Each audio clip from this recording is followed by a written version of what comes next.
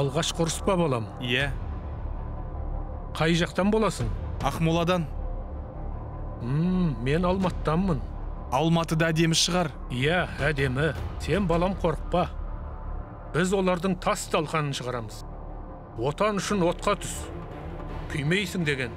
Қайта олар бізден қорқсын.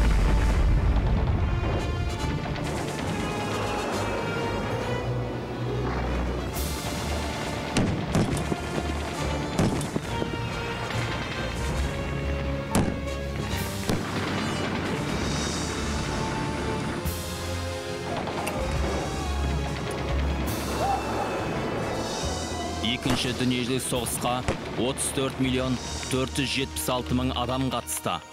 Қан майданға Қазақстанның әрбір 5-ші азаматы аттанды.